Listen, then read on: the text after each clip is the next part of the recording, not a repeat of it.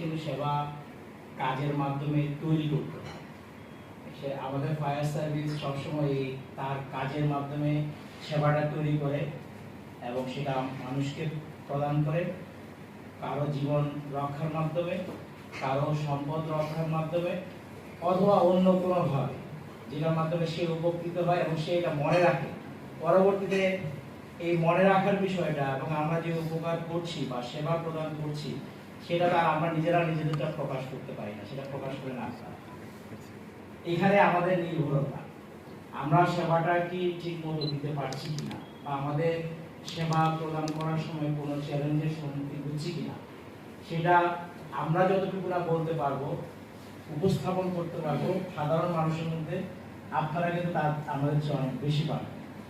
এবং সেটা পারতে হলে আমাদের সাথে সবসময় যে আজকে যেমন একটা আমরা প্রশিক্ষণ আয়োজন করেছি, আমাদের যদি এরকম ছোটখাটো প্রশিক্ষণ যদি হয়, নিজেদের মধ্যে আমাদের সমস্যা বা আমরা কিভাবে আরো ভালো কাজ করতে পারি বা আপনাদের কাজ করতে কি সমস্যা হয় সেগুলি আদান প্রদান হয়, তাহলে আমরাও যখন সেবার কাজগুলি করি তখন আপনাদের দিকেও আমরা খেয়াল রাখবো এবং আপনারাও আমাদের দিকে খেয়াল রাখতে পারেন। এবং আমি সবসময় একটা কথা বলি, আমাদের কাজের যে প্রসার বা আমাদেরকে যে লোকজন চেনে, এটা কিন্তু মিডিয়ার কারণ, এটা অস্বীকার করার কোনো সুযোগ নেই। প্রশিক্ষণ হয়তো খুব দীর্ঘ নয়, তবে এতে বেসিক এবং গুরুত্বপূর্ণ বিষয়গুলো অন্তর্ভুক্ত থাকবে। আশা করি আপনারা মনোযোগ দিয়ে অংশগ্রহণ করবেন এবং যে কোনো প্রশ্ন বা জিজ্ঞাসা সরাসরি প্রশিক্ষকদের সামনে তুলে ধরবেন। আমি আবারও আপনাদের উপস্থিতির জন্য আন্তরিক কৃতজ্ঞতা জানাচ্ছি।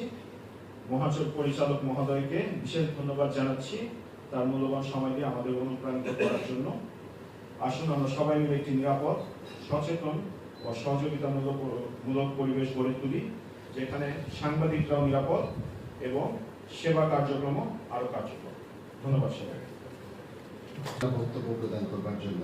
শুধু বাঙালি, তবু যখন বঙ্গোপসাগরের বুকে ঘনীভূত নিম্নচাপের প্রভাবে আকাশ সূর্যহীন, বন্দরে বন্দরে অশনি সংকেত, ঈশান কোণে কালো মেঘের ঘন ঘটা, প্রাকৃতিক ও মানব সৃষ্ট দুর্যোগে যখন রুদ্ধ হয় আমাদের স্বাভাবিক জীবন, রাত বাতার বিন্ধ্যাচল, সেই উদ্যান পথ চলে আপনারা সহযাত্রী ছিলেন, আছেন এবং থাকবেন।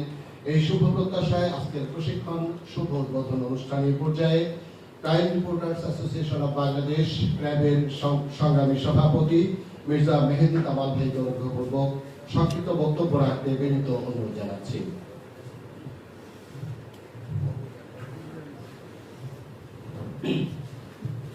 সম্মানিত ফায়ার সার্ভিস ও সিভিল ডিফেন্স